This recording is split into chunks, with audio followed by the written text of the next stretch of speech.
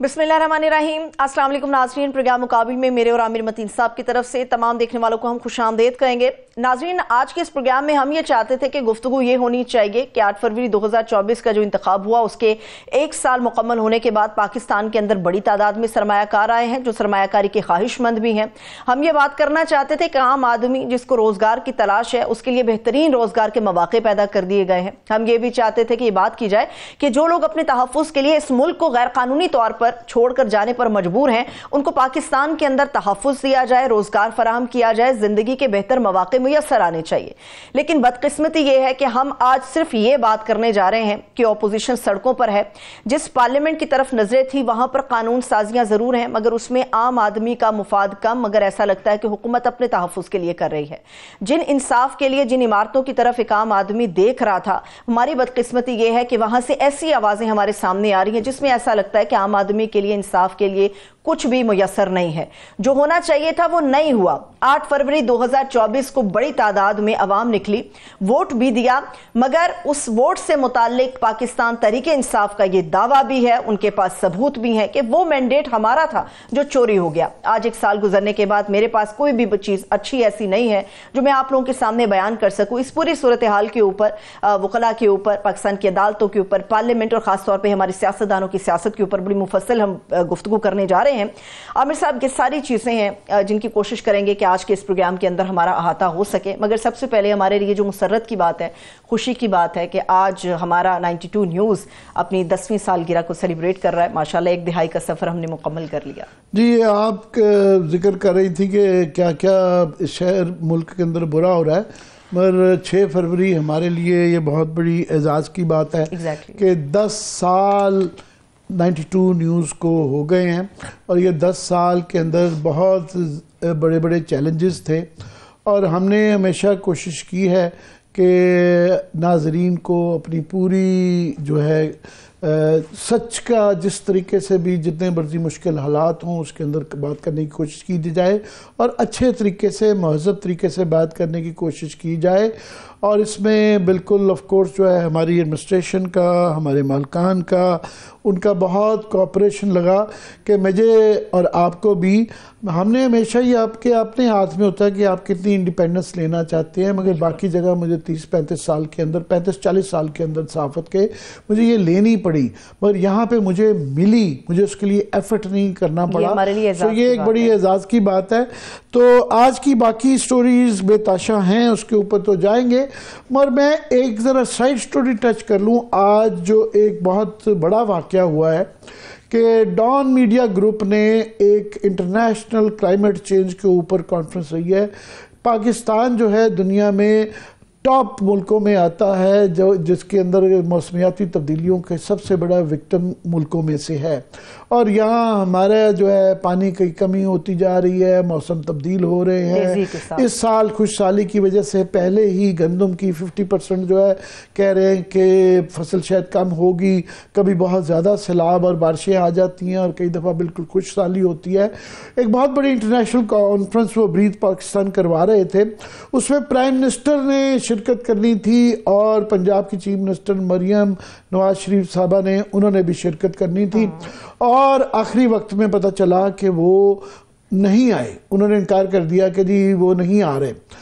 अब उसके अंदर खदशा ये जाहिर किया गया और तासुर भी ये बना कि वो शायद इसलिए नहीं आए कि उसमें केपी के chief minister Ali mean Gandapur साहब वहाँ पे शामिल हुए। अच्छा। हालांकि उन्होंने कोई सियासी तकरीर नहीं की, उन्होंने सिर्फ क्लाइमेट के इर्द गिर्द ही अपनी तकरीर रखी, मगर उस वक्त का शायद यही तासुर गया कि बुरा मनाने की वजह से प्राइम मिनिस्टर, आप देखें जब प्राइम मिनिस्टर ने, चीफ मिनिस्टर ने आना होता है पूरी सबकी क्लियरेंस होती है, पूरा इंतज़ार होता है और उसके अंदर ये एक इंटरनेशनल कॉन्फ्रेंस थी जिसमें वर्ल्ड बैंक की क्लाइमेट चेंज की डायरेक्टर भी थी और भी यूनाइटेड नेशंस की एजेंसियों के लोग थे और हम उन मुल्कों में से हैं जो कि पूरी दुनिया से इस वक्त तरला कर रहे हैं कि हमारे यहाँ क्योंकि फ्लड्स के वजह से बहुत नुकसान और हमारी बड़ी जो एमिशंस होते हैं उसके अंदर कम कंट्रीब्यूशन है। शायद ये जो दुनिया के टेम्परेचर बढ़ रहा है और एमिशंस की वजह से हमारी 1% भी नहीं है, मगर हम बहुत ज़्यादा उसके विक्टिम हैं और हम दुनिया से, यूनाइटेड नेशन से, डोनर एजेंसियों से मांग रहे हैं कि आप हमारी हेल्प करें क्योंकि ये हमारा कसूर नहीं है। और दुनिया भर के वहाँ पे लोग आए हुए थे। फिर उसके अंदर इंडिया, क्योंकि ये एक रीजनल मसला है, इंडिया के मंदूब थे, नेपाल के थे, बांग्लादेश के थे, दुनिया भर से लोग आए हुए थे। मगर वहाँ पे तासुर ये दिया गया कि हम अपना क्रॉस बॉर्डर, ये एक इशू है, मगर हम क्रॉस प्रोविंस, क्रॉस पार्टी जो है मामला तय नहीं कर सकते, इंटरनल मामला नहीं तय कर सकते। तो उससे एक बहुत बुरा मैसेज गया और ये महसूस किया गया, मैं वहाँ पे मौजूद था। और ख़ास तौर पे मरियम जो है नवाज शरीफ साहबा, पंजाब जो है हमारे यहाँ एक 5th सीज़न आ चुका हुआ है, एक पूरा 2-3 महीने जो है पूरा लाहौर और पंजाब बंद होता है क्योंकि इतना ज़्यादा वहाँ पे स्मॉग का मसला होता है, लोग सांस नहीं ले पाते। और वहीं पे मुझे इजाज़ नबी साहब जो है उन्होंने एक प्रेजेंटेशन दी कि लाहौर और पंजाब के अंदर जो लोगों की 7 साल तक लाहौर के अंदर उम्र कम हो रही है, हर एक फर्द इस आलूदगी की वजह से, क्योंकि बीमारियां हो रही हैं, बच्चे खास तौर पे उसके अंदर, बच्चे और बूढ़े उसके खास तौर पे मुतासिर हो रहे हैं। और पंजाब में 4 साल लोगों की उम्र कम हो रही है। और उस ऐसे मौके के पंजाब की चीफ मिनिस्टर का आना बड़ा ज़रूरी था, क्योंकि हमारा ये कहना होता है कि ये सिर्फ लाहौर के अंदर हमारे इंटरनल मसला तो है, मगर ये क्रॉस बॉर्डर भी है, इंडिया से भी आलूदगी आती है। तो ये मौका था जहाँ हम अपना केस प्लीड कर सकते थे। तो ये दाखिली छोटे छोटे पैटी मसाइल की वजह से ये वहाँ पे ना आना, एक प्राइम मिनिस्टर का और चीफ मिनिस्टर साहबा का वहाँ आना एक बड़ा गलत मैसेज गया।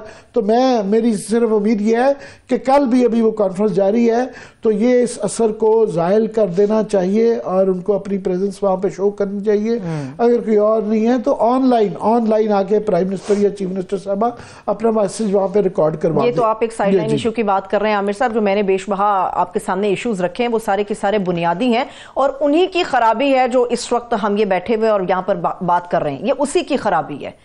जी बिल्कुल वो है। अब दाखिली जो मसला है उसके अंदर जो आज सबसे बड़ी खबर तो ये है कि पहले जो है लाहौर हाई कोर्ट के भी 9 जज जो है एडिशनल जज आज अपॉइंट कर दिए गए हैं। एक बहुत बड़ा वकीलों का तबका, सिविल सोसाइटी, सहाफ़ी भी, बेताशा लोग पिटिशन भी कर चुके हुए हैं कि जब तक 26वीं आईनी तरमीम जो है मंसूर अली शाह साहब जो लिख चुके हैं, इस्लामाबाद हाई कोर्ट के जज लिख चुके हैं कि 26वीं आईनी तरमीम फुल कोर्ट एक तो सुने, और जब तक वो ना सुनी जाए तो उस वक्त तक कम मौखर कर दिया जाए जुडिशल कमीशन के जजेस की अपॉइंटमेंट को। क्योंकि पहले जिस तरह पीसीओ के जजेस लगाए गए थे, जब उसको फारिग किया गया था वो सब जजों को घर भेजना पड़ गया। तो कल को इसका अगर फैसला आ जाता है कि वो इसको स्ट्राइक ऑफ कर दिया जाता है 26वीं आईनी तरमीम को, तो ये फिर ये एक एम्बैरेसिंग सिचुएशन होगी। मगर एक जल्दी है, उसके पहले जो है इस्लामाबाद हाई कोर्ट में भी लगा दिया गया, और इस्लामाबाद हाई कोर्ट में तो इस बात से कभी है कि उनको सीनियरिटी भी दे दी, और इस बात का भी इम्कान हो सकता है कि शायद वहाँ पे या तो जो है सरफराज डोगर साहब जो कि एक जूनियर जज थे, सीनियरिटी उनको दे के शायद हो सकता है चीफ जस्टिस लगा दिया जाए, या इस खदशे का भी इजहार किया जा सकता है कि नेशनल असम्बली से बिल पास करवा के वहाँ भी उनको chief justice Islamabad high court का लगा दिया जाए। उससे पहले एक और नॉर्मली सिचुएशन आ गई है कि सिंध के अंदर, पंजाब के अंदर, इस्लामाबाद के अंदर और सुप्रीम कोर्ट के अंदर जो है आईनी अदालतें बन गई हैं, केपी में नहीं बनी। केपी में क्योंकि रेजोल्यूशन नहीं पास वहाँ की गवर्नमेंट कर रही, तो मुख्तलिफ अदालतों के भी 2-2 अदालतें हो गई हैं और एक सूबे में है, बाकियों में आईनी। अगर आप इजाजत दें मुझे आमिर साहब, चूंकि अदालतों के हवाले से भी बात कर रहे हैं और खासतौर पे पीका के एक्ट के हवाले से भी हम गुफ्तगू करेंगे। इस वक्त हमारे साथ सीनियर तर्जयकार मजहर अब्बास साहब मौजूद हैं। सर बेहद शुक्रिया आपके वक्त के लिए। जी, मैं मजहर अब्बास आपके इब्तदाइये से आने से ज्वाइन करने से पहले आज एक सिचुएशन हुई, डॉन मीडिया ग्रुप ने एक इंटरनेशनल क्लाइमेट के ऊपर एक कॉन्फ्रेंस रखी हुई थी, प्राइम मिनिस्टर और चीफ मिनिस्टर साहबा ने वहाँ पे पंजाब की आना था, और वो एन आखिरी वक्त में उन्होंने इनकार कर दिया वहाँ पे आने पे, और तासुर ये बना कि शायद क्योंकि अली मीन गंडापुर साहब को बुला लिया गया है तो वो नहीं आए, जिससे कि पूरा दुनिया भर में ये मैसेज गया कि हम अपने क्रॉस बॉर्डर मसले क्या हल करेंगे, हम यहाँ पे क्रॉस प्रोविंस, क्रॉस पार्टी मसले नहीं हल करने। जो मैं चाहूँगा पहले उस पर आप ज़रा अपने तसुरात का बयान कर दें। आमिर, अगर आपको याद हो, इस 90s में अक्सर ये हुआ करता था कि जब अगर मोहतरमा बेनजीर भुट्टो वज़ीर आज़म होती थी तो पंजाब में अगर नवाज शरीफ साहब वजीर आला हैं तो ऐसा हुआ कि वो उनको रिसीव करने एयरपोर्ट नहीं गए, और इसी तरह आईजीज के तबादले, चीफ सेक्रेटरीज के तबादले, वो कंट्रोवर्सीज, वो एक पीपल्स पार्टी और पीएमएलएन के दरमियान ये मुसलसल ये चलता रहा, और उम्मीद ये थी कि उसके बाद ये चीज़ें माइल्ड डाउन होंगी, कुछ अब रियलाइज करेंगे पॉलिटिशियन। लेकिन जिस तरह आज का उन्होंने कहा कि एक इतना बड़ा इवेंट था और इतना इम्पोर्टेंट इवेंट था क्लाइमेट का, आप आए, आपकी बात जाहिर है आपने उसके साथ थोड़ी बैठना है, आपने अपनी बात करनी, अपनी बात करके चले जाना है। तो हमारे यहाँ ये जो एक बिल्कुल पर्सनल लड़ाई बना ली जाती है, पॉलिटिकल हम डिफरेंसेस के बजाय पॉलिटिकल एनिमिटी बन गई है हमारे यहाँ इस चीज़ की, जिस तरह की टर्म्स, और ये किसी एक पार्टी का या एक फरीक का नहीं है, ये हमारी एक जो है एक अब नॉर्म्स बन गई हैं कि हम बिल्कुल पॉलिटिकल डिफरेंसेस को टॉलरेट ही नहीं कर रहे। हमारे यहाँ टॉलरेंस लेवल ये हमारे ये पहला अच्छी बात थी कि मीडिया ग्रुप ने इनिशिएटिव लिया कि, और उम्मीद की जाती है इंडिया, बांग्लादेश और नेपाल में भी शायद किया जाए, क्योंकि सार्क इधर ख़त्म हो चुका हुआ है। तो ये एक इनिशिएटिव बड़ा ज़रूरी है, क्योंकि माहौल हमारा, हम उन मुल्कों में आते हैं जो कि सबसे ज़्यादा सफ़र कर रहे हैं, और एक 5th सीज़न आ चुका है ख़ासतौर पर पंजाब में और लाहौर में, जहाँ स्मोक की वजह से लोग मर रहे हैं, बच्चे मर रहे हैं। उस पर ख़ासतौर पर पंजाब की चीफ मिनिस्टर साहब का ना आना और लाहौर की लीडरशिप का और प्राइम मिनिस्टर का खास तौर पे तकलीफदेह था। ये आमिर देखे ना, क्लाइमेट के हवाले से ये पूरी कॉन्फ्रेंस थी इतनी बड़ी, और यहाँ नजर ये आया कि हम पॉलिटिकली पोल्यूट हो चुके हैं।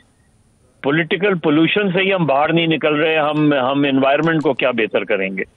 तो ये बिल्कुल क्लियर कट मैसेज था। मेरा ख्याल है जो चीफ मिनिस्टर का ना आना अफसोसनाक है इस पूरी सिचुएशन में। अब मैं जरा लोकल पॉलिटिक्स पे आ जाऊं। पॉलिटिक्स ही वो कहने का तो अदालती मामला है और वो पॉलिटिक्स नहीं है, मगर अब अदालत और जो है ना सियासत और अदलिया एक ही चीज़ के दो नाम रह गए हैं। तो इस वक्त सूरत हाल ये है कि पाकिस्तान का जो अदालती निज़ाम है, एनॉमलीज हैं। पहले तो हर कोर्ट के अंदर दो अदालतें, एक आईनी अदालत है, एक दूसरी अदालत है, और यहाँ भी एक सलाउद्दीन साहब, बैरिस्टर साहब ने उस दिन खदशे का इजहार किया कि इस बात का इम्कान हो सकता है कि इस्लामाबाद में भी नेशनल असम्बली से रेजोल्यूशन पास करवा के यहाँ ले आएँ। दूसरा ये कि बाकी सारे सूबों में एक आईनी अदालत एग्जिस्ट करती है, केपी में क्योंकि वहाँ की असम्बली ने नहीं किया तो वहाँ पे आईनी अदालत नहीं है। तो एक मुल्क है, दो तीन किस्म के निज़ाम चल रहे हैं, क्या कहेंगे? देखिए, ये जुडिशल अनार्की लगती है मुझे। ये जुडिशल अनार्की मतलब मैं अगर कोई अल्फाज इस्तेमाल कर सकता हूँ मादरत के साथ, तो ये हमने आपने सबने 98 में देखा था कि दो सुप्रीम कोर्ट चला करती थी, एक जस्टिस सज्जाद अली शाह की, दूसरी जस्टिस अजमल मियां की, और बाकायदा एक जगह से पिटीशन एक्सेप्ट होती थी तो दूसरी जगह रिजेक्ट हो जाती थी, दूसरी जगह रिजेक्ट होती तो इस पहली जगह पे एक्सेप्ट हो जाती थी। तो बाकायदा पैरेलल सुप्रीम कोर्ट्स भी चलते हुए देखा है हमने, और ये बिल्कुल उसी तरफ बात जा रही है। हर तरफ इस्लामाबाद हाई कोर्ट में एक क्योस, और एक इस्लामाबाद हाई कोर्ट का क्योस शुरू हुआ था जब 6 जजेस ने अपनी कंसर्न शो की थी, खत लिखा था, कोई उन्होंने बाहर किसी को खत नहीं लिखा था, उन्होंने अपने ही चीफ जस्टिस को और सुप्रीम कोर्ट के चीफ जस्टिस ऑफ पाकिस्तान को खत लिखा था। कोई भी आप उनकी दरखास्त पर कोई तो जवाब आता, कोई तो एक्शन होता, कोई तो बात आगे बढ़ती या खत्म होती बात। अब उसके बाद हमने अब ये 5 जजेस वाला मामला देखा तो एक क्योस लग रहा है, एक जुडिशल क्योस लग रहा है, पॉलिटिकल क्योस लग रहा है, जुडिशल अनार्की लग रही है, पॉलिटिकल अनार्की की तरफ हम जा रहे हैं।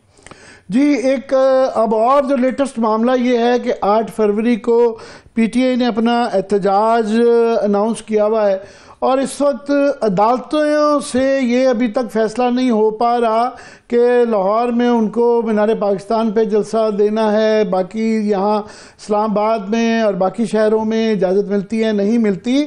तारीखी तौर पे ये देखा गया कि जब भी इस तरह की सिचुएशन होती थी, अदालतें जो हैं वो पब्लिक के साथ होती थी कि आज़ादी इजहार और पार्लियामेंट, क्योंकि हमारे आइन के अंदर बुनियादी हकूक में शामिल है लोगों को जलसे का, अपना पुरअमन एहतजाज करने का, ये राइट को अदालतें प्रोटेक्ट करती थी।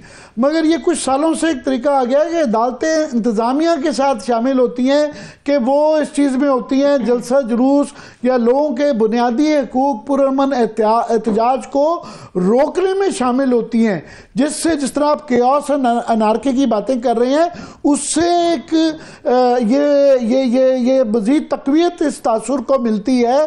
तो क्या ख्याल, क्या हर्ज है कि उनको इजाज़त दे दी जाए, बल्कि ये पाबंद किया जाए कि वो पूरा बंद रखें?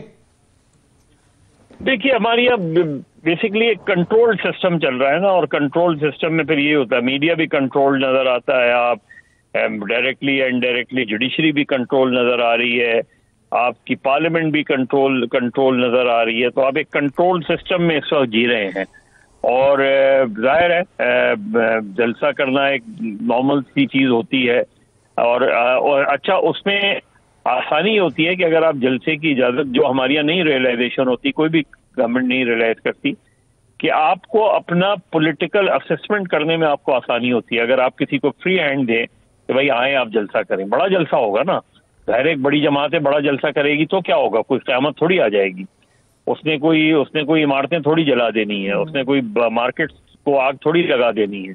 एक जलसा ही करना है ना, वो जलसा बड़ा भी हो सकता है, जो है जुज़वी भी हो सकता है, छोटा भी हो सकता है, बड़ा भी हो सकता है।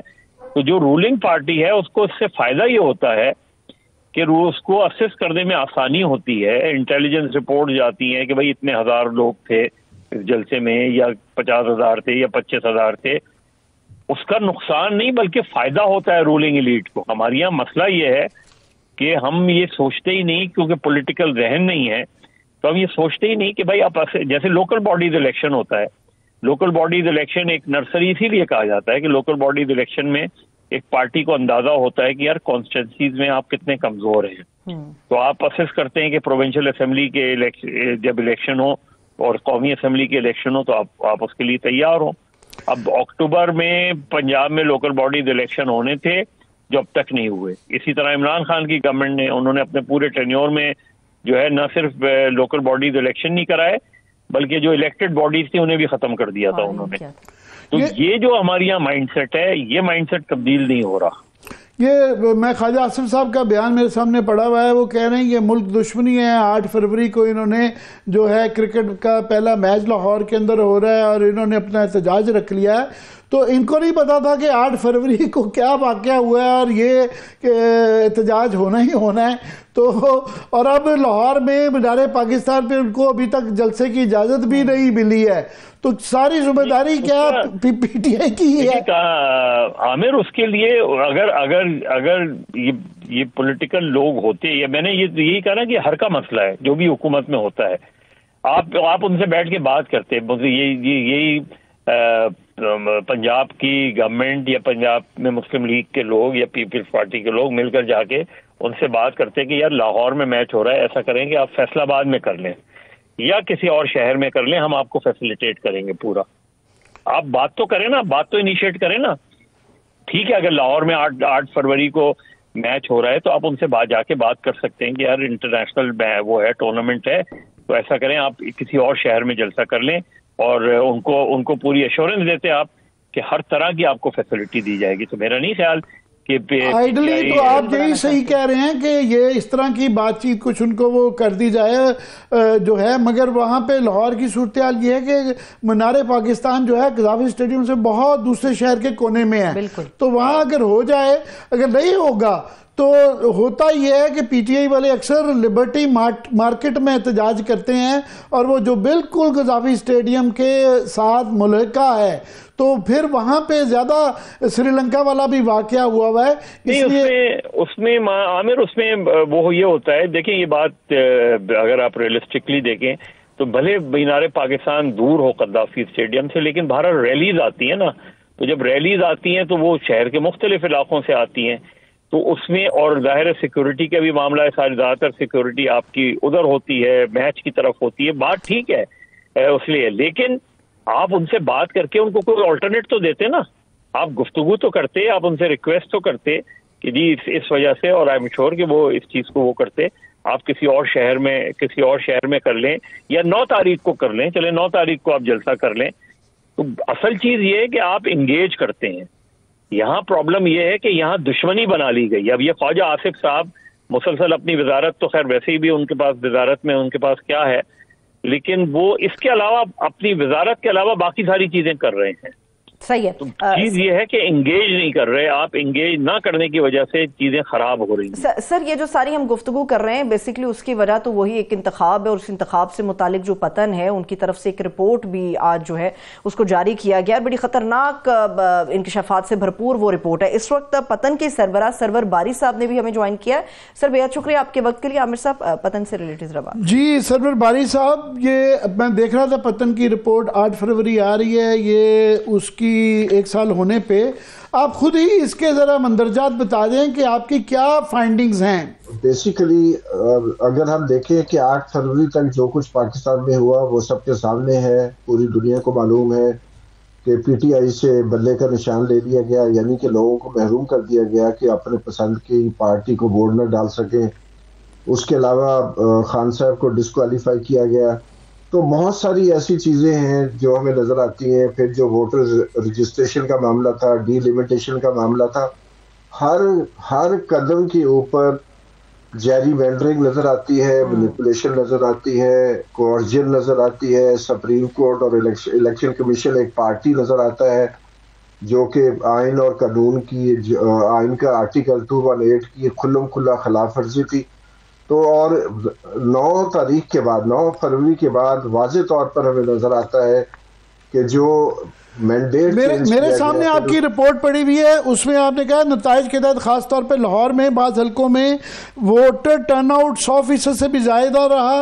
नवाज शरीफ साहब के हल्के में NA 130 के अंदर नताइज के तहत टर्नआउट 102% था, और ज्यादा टर्नआउट वाले कौमी हलकों के मुतालिक सूबाई हलकों में औसत टर्नआउट 40% था। कौमी असम्बली के 70 हलकों के 421 पोलिंग स्टेशनों में 0 या 50 से भी कम वोट पड़े। जी, वो खवातीन के वोट हैं, लेकिन मैं ये आपको शेयर कर लूं कि ये जो 2-3 चीजें बड़ी अहम है। पहली तो ये है कि जो सूबाई असम्बली और कौमी असम्बली के मुश्तरका पोलिंग स्टेशन होते हैं, वहां पर कभी भी टर्नआउट में फर्क ज्यादा नहीं होता था। 1% से कम रहता था, क्योंकि जो भी वोटर अंदर जाता है वोट डालने के लिए उसको 2 बैलेट पेपर मिलते हैं और दोनों का इस्तेमाल किया जाता है। ये पहली दफा हमें नजर आया है कि NA 130, NA 128, NA 28 पेशावर और इसके अलावा कराची की बहुत सारी जो कौमी असम्बली की सीटें हैं, वहां पर कौमी असम्बली और सूबाई असम्बली के टर्न आउट में जमीन आसमान का फर्क है। और वो इलेक्शन कमीशन की वेबसाइट के ऊपर पड़े हैं ये सब चीजें, हम अपनी तरफ से नहीं कर रहे, ना हमने कोई सर्वे किया। ये इलेक्शन कमीशन की वेबसाइट के ऊपर जो मैं मजहर साहब के आपकी इजाजत से व्यूज ले लूं। मजहर, ये जुमला मुकम्मल कर लूं, जुमला मुकम्मल करने दीजिए। तो ये सारा डेटा हमने इलेक्शन कमीशन की वेबसाइट से लिया है, और लाहौर में NA 130 को और 128 की मिसाल हम दे रहे हैं कि वहां पर कौमी असम्बली में जो टर्न आउट है वो 80% से लेकर 102% है, और उन्हीं पोलिंग स्टेशनों में टर्न आउट सूबाई असम्बली का 41% है। तो ये कभी हुआ नहीं है। मजहर, ये आपने सुना, एक ओवरऑल तो सारा चल ही रहा है, मगर ये कभी नहीं हुआ कि 3 टाइम प्राइम मिनिस्टर के अपने हल्के में इतना ज्यादा नॉमिनीज हैं, क्या कहेंगे?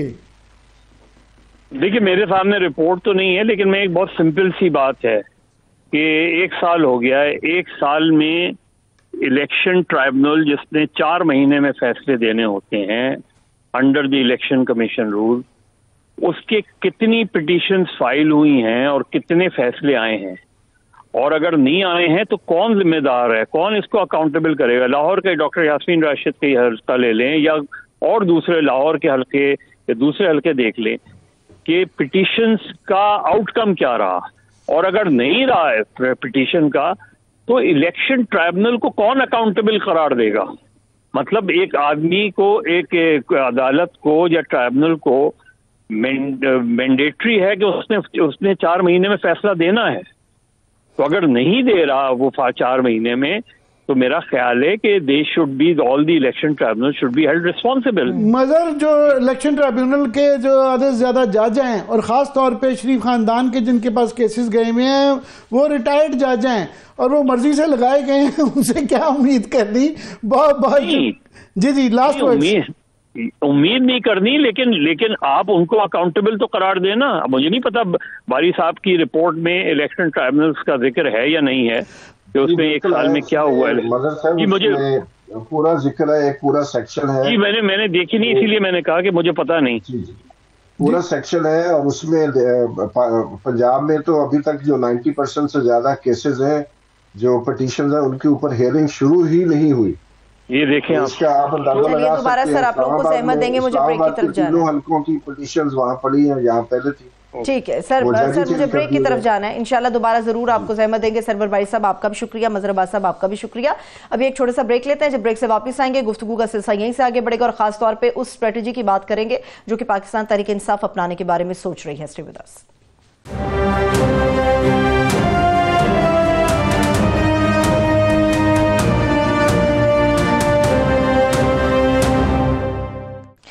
ब्रेक के बाद एक मरतबा फिर से हम आपको खुशामदीद कहेंगे। अब जो मोस्ट इंपॉर्टेंट चीज़ है वो ये है कि अपोजिशन और ख़ासतौर पे पाकिस्तान तहरीक इंसाफ की 8 फरवरी से रिलेटेड क्या स्ट्रैटेजीज़ हैं, क्योंकि मुख्तलिफ तरीके की चीज़ें, मुख्तलिफ किस्म के हवाले और मुख्तलिफ किस्म के फैसले और स्टेटमेंट्स हमारे सामने आ रहे हैं। इस पर बात करने के लिए हमारे साथ बैरिस्टर अबूजर सलमान नियाज़ साहब भी मौजूद है। सर बेहद शुक्रिया नियाज़ साहब, थैंक्स सो मच आपके वक्त के लिए। वो जी अबूजर, अभी एक तो हमें बताइएगा लेटेस्ट लाहौर में जो आपको एहतजाज के लिए जो मीनार पाकिस्तान के लिए मांग रहे थे, सूरत-ए-हाल वहां पे क्या है?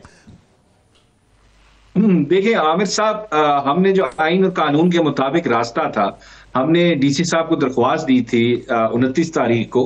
फिर उसके बाद हमने लाहौर हाई कोर्ट में पिटीशन फाइल की।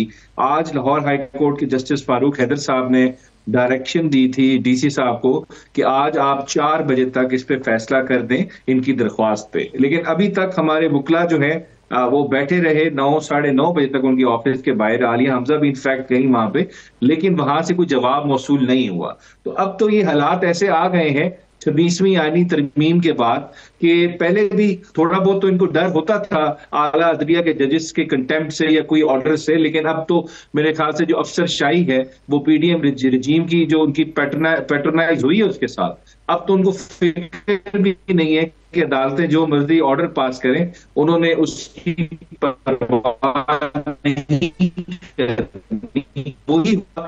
ऑर्डर नहीं हुआ। अब हमारी स्ट्रेटजी जो है, अब देखें हमने अपने बैकअप प्लान भी बना। जो केपी है वो सवाबी में सब भरपूर शिरकत करेंगे वहां पे। जो हमारा जलसा होगा 8 तारीख को। पहले हमें तशवीश थी पहले कि जो जुनैद अकबर साहब का बयान आया था कि हम जो है जीटी रोड अटक से और मोटरवे भी बंद कर देंगे, शांगला भी बंद कर देंगे अगर हमें रोका गया।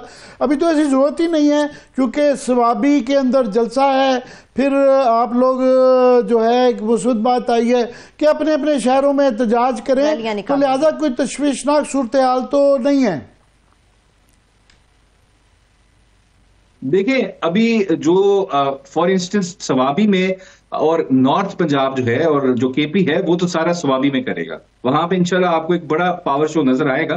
फिर बाकी जो है सारा जो सेंट्रल पंजाब है और साउथ पंजाब है और बाकी जो सिंध है, कराची है, सारा वहां पे हमने पहले सोचा कि यूसी लेवल पे हो कि एमएनए लेवल पे हो। फिर डिसाइड पार्टी ने यही किया कि वहां पे एमएनए लेवल तक, हल्के लेवल तक हर हल्के में एक रैली होगी, एक जुलूस होगा, एक आप उसको मिनी पावर शो, मिनी जलसा भी कह सकते हैं हल्के लेवल पे। तो वहां पे हम सारे एहतजाज करेंगे और इसका मकसद ये नहीं है कि उस दिन कोई पाकिस्तान में इनकलाब आ जाए, सिर्फ हम अपना प्रोटेस्ट रजिस्टर कराना चाहते हैं कि 8 फरवरी को इस मुल्क में जो इंटरिम गवर्नमेंट थी और सिकंदर सुल्तान राजा जो आर्टिकल 6 का मुजरिम है, उसने काजी फायदीसा ने और इस मुल्क के इदारों ने मिलकर इस मुल्क के जो शहरी है उनका जो पॉलिटिकल विल उन्होंने एक्सरसाइज की थी, जो उन्होंने मैंडेट दिया था एक पॉलिटिकल पार्टी को 2/3, वो छीना गया। हमें भी इसके अंदर राजा साहब पे बड़े इल्जाम है, मगर मुजरिम थोड़ा सा सख्त हो जाता है। मगर हुकूमत को मेरा ख्याल है कोई एतराज नहीं होना चाहिए कि अगर आप अपने सूबे में और अपने अपने इलाके में कर रहे हैं। असल मसला तो था कि जब इस्लामाबाद की तरफ आप मार्च करते हैं उस पे अंदेशे और फिर उस पे मसला होता है। ये तो बड़ा वो होम्योपैथिक एहतजाज है, बड़ी अच्छी बात है। नहीं आमिर साहब, आपको पता नहीं, शायद आप ऑप्टिमिस्टिक ज्यादा हैं। हुकूमत को तो इस चीज पे भी एतराज है कि मैं एक पाकिस्तान तहरीक इंसाफ का झंडा भी बाहर लेके निकलूं यहां पंजाब के अंदर। अभी यहां पे पिछले 3 दिन से क्या हो रहा है, हमारे सारे जो टिकट होल्डर्स हैं, MNAs MPs हैं, उनके घरों पे छापे मारे जा रहे हैं, उनके फर्नीचर तोड़े जा रहे हैं, उनकी दीवारें फलांगी जा रही हैं। कोई चादर और चार दीवारी का तकद्दुस जो है उसका कोई तकद्दुस नहीं रहा। ये पिछले 2 दिन से यही हो रहा है, पुलिस को इस्तेमाल किया जा रहा है। फिर उसके साथ साथ देखें, ये क्योंकि आपको मैं वही बात कर रहा हूं, फॉर्म 47 के थ्रू एक हुकूमत मुसल्लत की गई है, इनका मैंडेट जाली है, इनका जो एडिफिस है, बेसिस है, वो जाली है, वो इलेक्शन की चोरी पे बेस्ड है। इस वजह से थोड़ी सी भी कोई शख्स आवाज निकालता है तो इनके जो पांव हैं वो कांपने लग जाते हैं, ये लरजने लग जाते हैं कि कहीं इनको यहां से उठा के अवाम नीचे ना फेंक दे, बाहर ना फेंक दे निकाल के। ये सारा डर है, तो इसी वजह से सूरत हाल ये है कि पहले जो लग रहा था कि जुनैद अकबर साहब को लगाया गया है कि वो अभी बिल्कुल डिफरेंट होगा, बड़े कंफ्यूजिंग सिग्नल्स आए। पहले उन्होंने कहा कि ये वोट बैंक इमरान खान का नहीं है, ये एंटी एस्टेब्लिशमेंट वोट इनको पड़ा है बेसिकली। अब उनके जो बयानात आ रहे हैं कि मैं कोई जो है सियासी कारकुन हूँ, कोई नौकर नहीं हूँ, और अगर इमरान खान मेरी नहीं मानेगा तो मैं इस्तीफा दे दूंगा, एज इफ उन्होंने डिसाइड करना है और उन्होंने मनवाना है, इमरान खान ने नहीं करना। तो ये क्या कहां से ये बंदे लाते हैं आप? नहीं, ये देखें, एक चीज आमिर साहब मैं अभी क्लियर कर दूं, पाकिस्तान तहरीक इंसाफ जो है वो इमरान खान है और इमरान खान पाकिस्तान तहरीक इंसाफ है। जो खान साहब कहते हैं वही हरफ आखिर होता है, वही हमारा फैसला होता है। जाहिरी बात है, कभी क्योंकि उनसे हमें एक्सेस नहीं है, कभी कोई कंफ्यूजन आती है तो एक्सेस की वजह से प्रॉब्लम आता है। अदरवाइज अगर खान साहब से हमने कोई किसी चीज का फीडबैक भी देना हो, वो एक जमहूरी लीडर हैं, वो हमेशा फीडबैक देते हैं भी खान साहब ने नॉमिनेट किया है अबूजर साहब, जुनैद अकबर साहब को भी चूंकि खान साहब ने लगाया, इसलिए उनकी बातों को बड़ा हम संजीदगी के साथ सुनते हैं और उनको देखते हैं, इसलिए हमें तशवीश भी होती है। अब जरा मेरा सवाल ले लीजिए, आपने पंजाब के हवाले से बात की, हमें भी ये नजर आ रहा है कि पंजाब के अंदर पाकिस्तान तहरीक इंसाफ की जो लीडरशिप है, बेसिकली जो कुछ भी उनके साथ हो रहा है, वहां पर जिस तरह से तशद्दुद भी हो रहा है, घरों पर छापे भी मारे जा रहे हैं, गिरफ्तारियां करने की कोशिश की जा रही है, ये सारा सिलसिला में इसलिए नजर आ रहा है कि 8 फरवरी के जलसे को किसी तरह से रोका जाए और खासतौर पे पंजाब के अंदर पीटीआई को मुतहरिक ना होने दिया जाए। अगर आपके पास कोई ऐसा ऑप्शन आता है कि जी 8 फरवरी को चूंकि मैच भी है तो आपको इजाजत नहीं दे सकते, सेकंड ऑप्शन क्या आप लोग जेरे गौर लाएंगे कि चलिए 8 नहीं तो 9 को हम जलसा कर लेते हैं, 9 को नहीं तो चलिए 10 को करते हैं? बेसिकली तो पंजाब को एक्टिव करना है आप लोगों ने। देखें, मुझे इस चीज की समझ नहीं आती, अगर क्रिकेट मैच है तो क्या पूरा मुल्क बंद कर देंगे? इस मुल्क में पिछले 70 साल से क्रिकेट खेली जा रही है, इंटरनेशनल टीम्स आ रही हैं। क्या जब इमरान खान साहब कैप्टन थे यहाँ पे तो मुल्क बंद हो जाता था? अब वहां पे भी तो उस वक्त भी मैचेस होते थे। ये बहाना है सिर्फ पाकिस्तान तहरीक इंसाफ को रोकने से कि वहां पे लोग बाहर ना निकलें, अपनी आवाज जो है वो पूरी दुनिया तक, इस मुल्क की आवाम तक ना पहुंचाएं और ना बताएं लोगों को कि जिन्होंने इलेक्शन चोरी किया। देखें, वो चे गुवेरा था, उसने बड़ी प्यारी बात की थी। आमिर साहब, आपके सामने भी पेश करता हूं इस चीज को कि जो लोग कहते हैं ना निजाम के खिलाफ आवाज उठाने से कोई फर्क नहीं पड़ता, ये बात बिल्कुल गलत है। जो सरकश हुक्मरान होते हैं या जाली हुक्मरान होते हैं, उनको सबसे ज्यादा किसी चीज से डर लगता है, उस चीज से लगता है कि कौम कहीं बेदार ना हो जाए या आवाज ना उठाए। सो डिसेंट हो, इनसे डिसएग्रीमेंट हो या इनकी चोरी को हम सामने लाएं, लोगों के जिन्होंने इलेक्शन चोरी किया है, इस चीज को अगर सामने लाना चाहें, अपनी आवाज बुलंद करना चाहें, तो इस हुकूमत के पांव कांपते हैं, ये लरजती है, ये कांपती है। क्रिकेट का इसलिए हवाला दिया जाता है कि इमरान खान बहरहाल क्रिकेटर रहे हुए हैं, क्रिकेट के हीरो रहे हुए हैं, और आखिरी दफा पिंडी में मैं आपका प्रोटेस्ट था तो क्रिकेट मैच होने की वजह से उन्होंने कैंसिल कर दिया था। तो ये इसलिए ये एक उम्मीद लगाई जाती है कि क्योंकि तारीख भी रही हुई है कि श्रीलंका की टीम के ऊपर यह हमला रहा, 10 साल पाकिस्तान में क्रिकेट नहीं हुई। एक इशू तो है, क्रिकेट वाले दिन मैच भी है और एहतजाज भी है।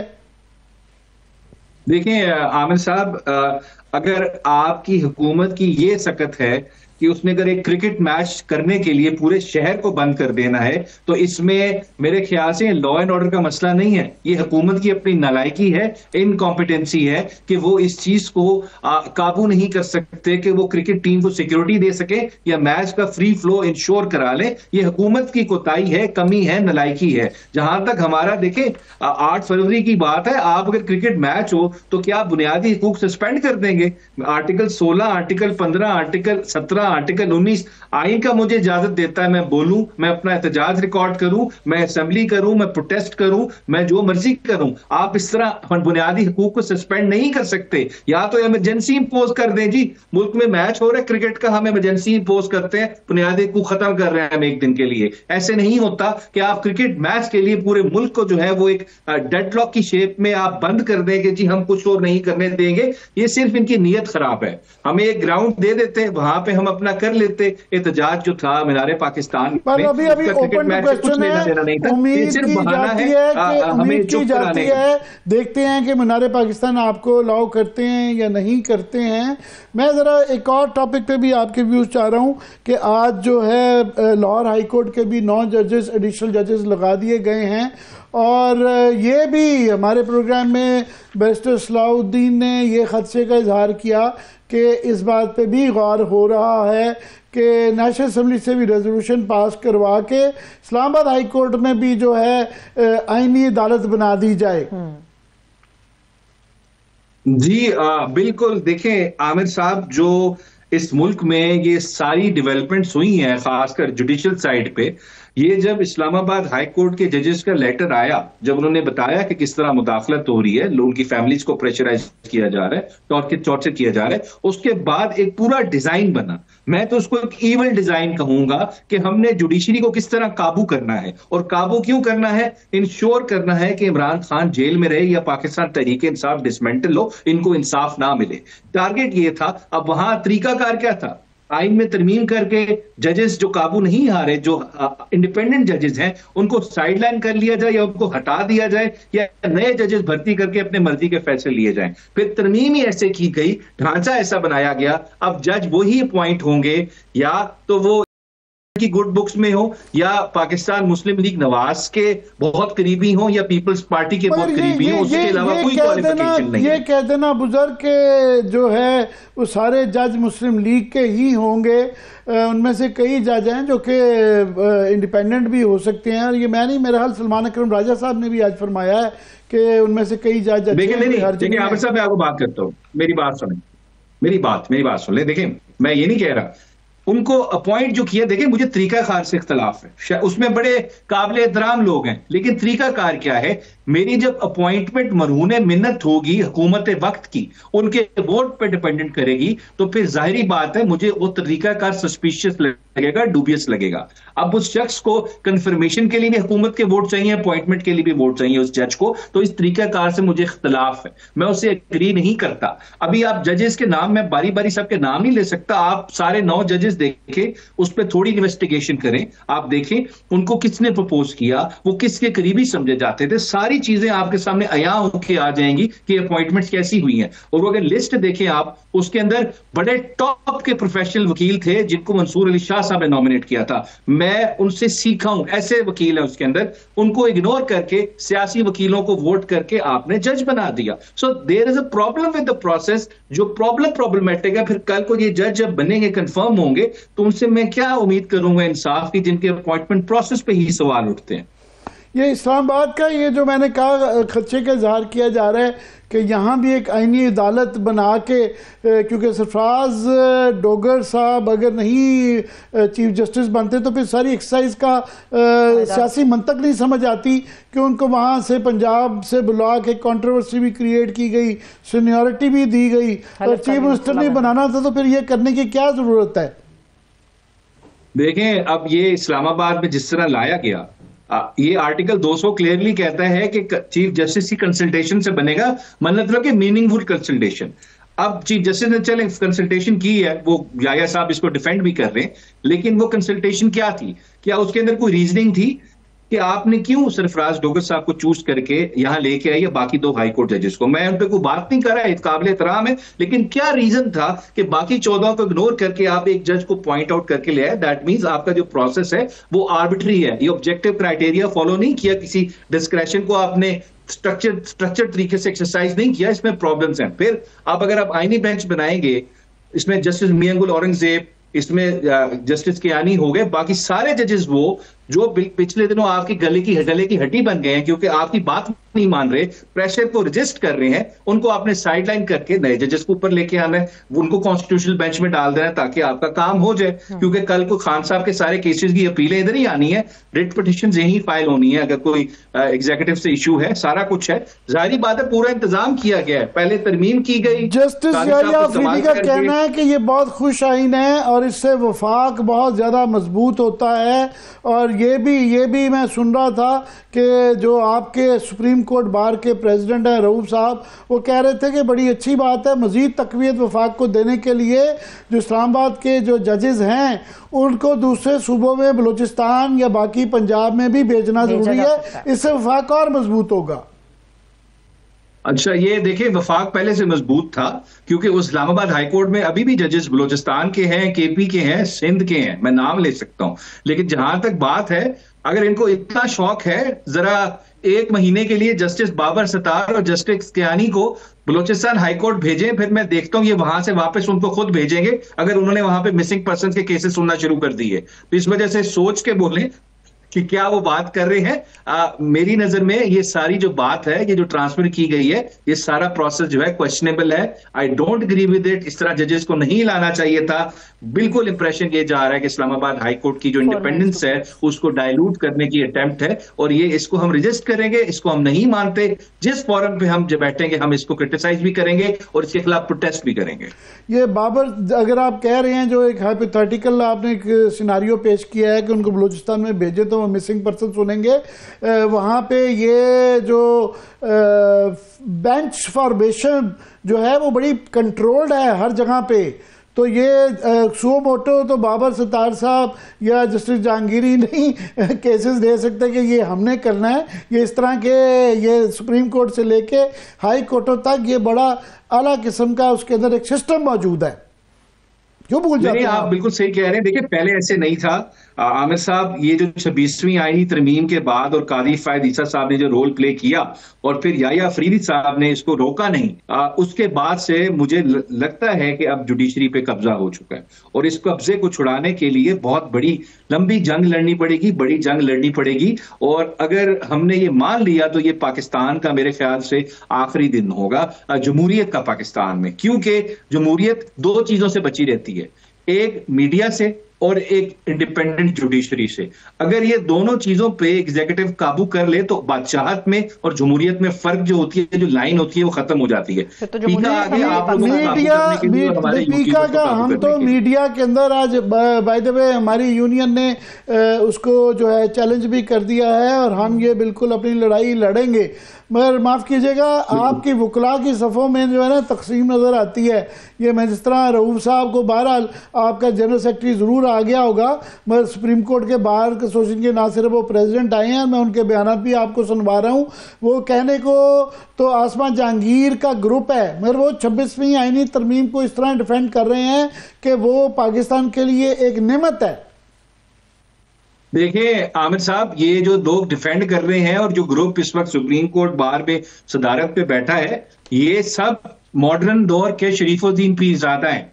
ये इन लोगों को इन नामों से याद रखा जाएगा। मैं ये जरूर कहूंगा कि एक थोड़ा सा क्या इसको कहें कि एक मंसूर अली शाह साहब, अतर मिनल्ला साहब, ये जब 90 दिन के इलेक्शन की इम्प्लीमेंटेशन थी और इस तरह के तमाम जो जस्टिस बंदयाल के हक में जिस तरह काफ़ी सारी चीज़ों के ये आड़े आए, तो ये दिन तो फिर एक नज़र आ रहा था कि आगे आएगा।